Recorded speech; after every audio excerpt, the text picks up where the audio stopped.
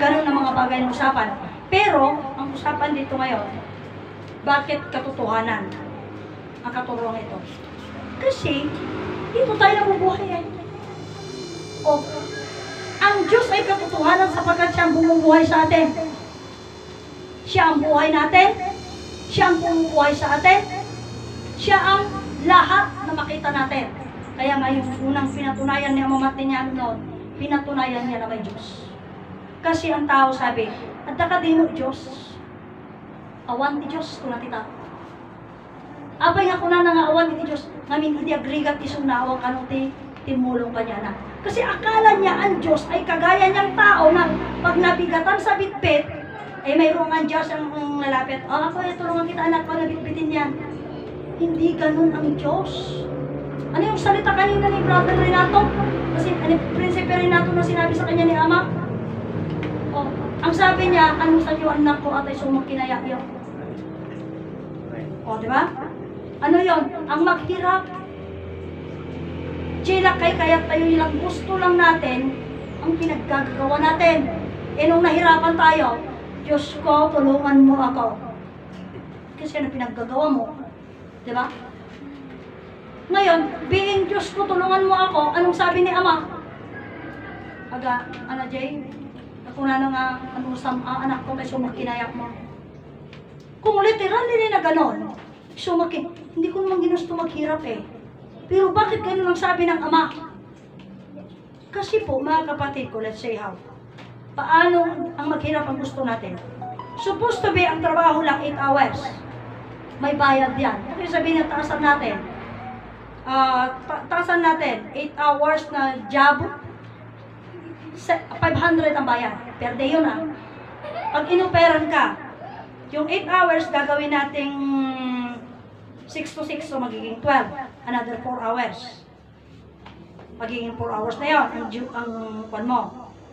May bayad yun na another 500, magiging 700. Alam mo, mahihirapan ka nun na another 4 hours na trabaho. Pero gusto mo eh. Kasi babayaran ka. Oh. Eh kung nagkasakit ka, sino sisisihin mo? Eh ikaw nag-overtime eh. Bakit sinabi pa ng Diyos mag-overtime ka? Hindi. Mayroon kang choice. 8 hours lang po duty. Pag nag-over ang kumpanya, mag 12 hours duty ka na lang, may bayad. Okay. May bayad naman. Nung nagkasakit ka, saan ka magpapatulong? Sa isang doktor. Pag naubos yung pera, saan na naman? Sa Diyos na. Hindi na okay. Hindi na okay yun. Mga kapatid, bakit ganon? Siyempre, alam mo ang tao, kaya nga ito pinalitan ni Ama eh. Mayroon yung sa kanta kasi, work and play. Pero doon sa inaawit ni Grace, work and pray. Magkaiba na. Work and pray. At trabaho ka, ano di istorya yun? Gusto nga trabaho, gusto nga bensyo. Usapan nila yun eh. So, mag-work ka, hindi naman niya sinabing huwag ka magtrabaho eh. Pero, mayroong limit. Limitado. And then, sa pagtrabaho mo, alam mo magdasal, salamat po. Natapos ko isang araw. Salamat po. Imbis na magtrabaho, imbis na magdasal ka, hindi na. May nag-imbita ngayon, disco. May nag-imbita, inom. Punta. Ano yon? Play. Play yun ah. No, nag-work ka, kung alam mo magtrabaho, alam mo din maglaro. Diba? Mamasyal, magliwaliw. Di ubos na yung ipon. Ubos na naman yung ipon kasi nagliwaliw na. Ang masakit, yung kwento nyo kanina, nag-abroad, ngayon umuwi na, o ano yon? Play. Very happy. Liwaliw. Diba? Nagliwaliw sila, punta ng Baguio and so on. O. Hindi na nakauwi. Kasi na-disgrasya na sa daan. Sino nagayat ni Jai?